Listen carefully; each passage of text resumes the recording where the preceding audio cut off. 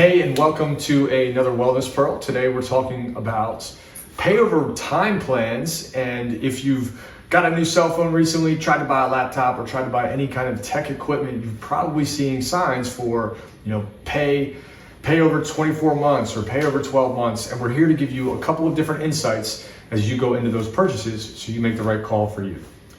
Our last video was all about personal loans, and we feel like there's so many different ways that we use debt and credit now, right? And we talk all the time that debt and credit is like a tool, like a hammer. With a hammer, you could put a hole in the wall, or you could build a flight of stairs up to a better future, right?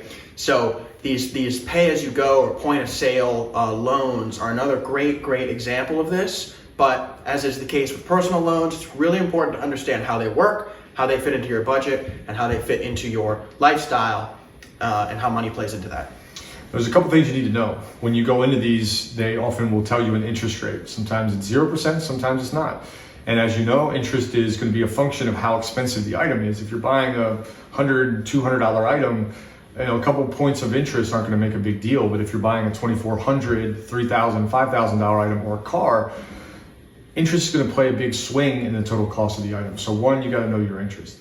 The second thing you got to know is where is your current credit? And that's going to play into the interest factor at some point. And you can find that at, there's lots of ways you can pull your credit, but you can find that and then you can go back in and look at, okay, what are some different options based on where my credit currently is? And then last but not least, you got to know where your budget is. So a lot of these will let you, you can extend payments over a wide period of time, and it makes it very affordable month by month. But if you haven't planned that, if you haven't really thought about where the expense is going to fit into your budget, it's very easy to stack these up, right? An extra $100 a month, $50 a month.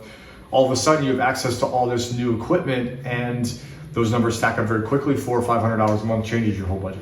Totally. And there's a big psychological component in play here too. We talk about this with credit cards a lot, is that what credit cards and these point of sale loans really enable is if you don't have healthy spending behaviors, what it's doing is it's saying you can have the reward of buying something right now, and you don't have to worry about the cost, the financial pain, and the burden of that until later down the road. So it can be a very enabling thing if you already have difficulty controlling your spending habits. So really keep that in mind. Definitely be careful with this if that's something that you deal with.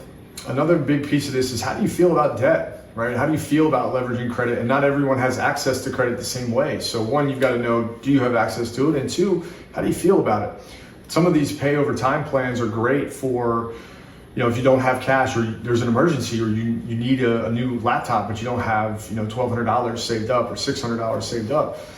But you need to know how you feel about debt. And for those of us that may have cash on hand or don't feel comfortable using credit, that heavily changes your decision. So it could be that you have the cash on hand and you don't feel good having any kind of debt, so you paid off in full. Could be that you have the cash on hand and you feel good having debt, so you paid over time.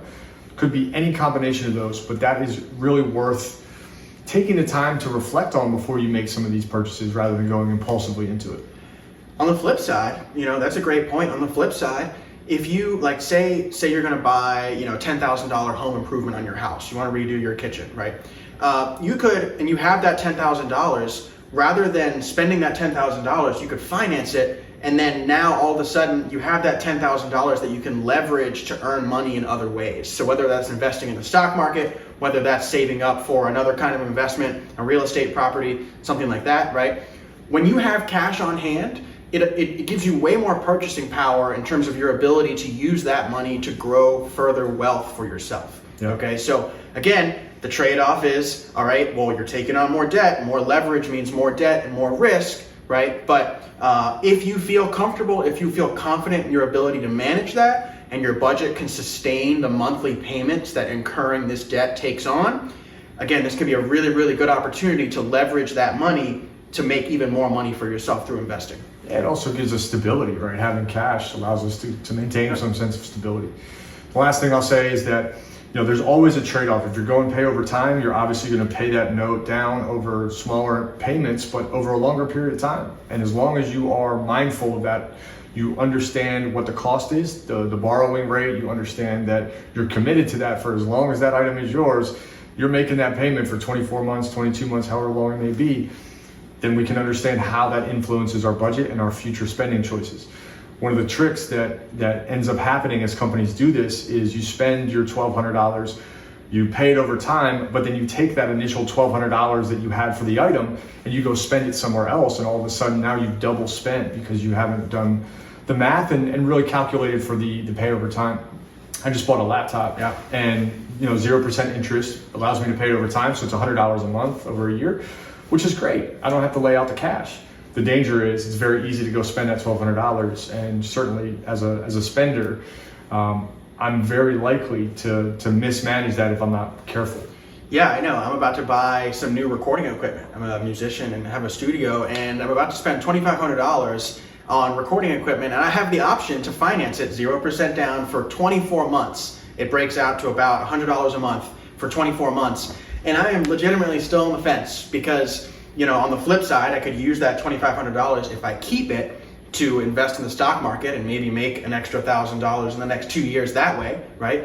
But there's something that that's just feels a little constricting to me to have this additional payment for 2 years. Now, I think the deciding factor is that this is an asset that I'm going to use to make more money. So I'm able to justify it that way, to say, okay, I'll take on some debt to buy this thing that I can use to then make money to pay down that debt without me having to put more of my own money in.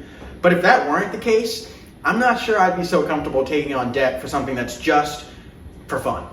Yeah, way different to have musical equipment that you can rent out or lease out or what have you, earn $100 a month, which might not be that complicated to do, versus like a TV that's purely entertainment. So it skews the line. It could be a little bit of both, but that is entirely up to you with your purchasing. Again, know your interest, know your budget, understand what's happening with your credit, if you have access to it or not, and make sure you're asking questions. And finally, make sure you read that fine print. There can be a lot of catches and snags if you miss a payment or you're late or the interest rate changes. Great way to figure out exactly where you are with your budget is our money positioning system budgeting tool. Okay, so if you don't know how much debt, how much assets, what your net worth is, and you don't know what your monthly cash flow is, your expenses, your income that's coming in, 100% check out the MPS, spend 1 or 2 hours, get your numbers in order, and then you'll be much better equipped to make a financial decision that has implications on a monthly payment that you're taking on. Yeah, I love that. The important part of budgeting is what you measure gross. And if you're not measuring, if you don't know where your money is, how will you know if it's growing? Appreciate you tuning in. We'll see you on the next Pearl.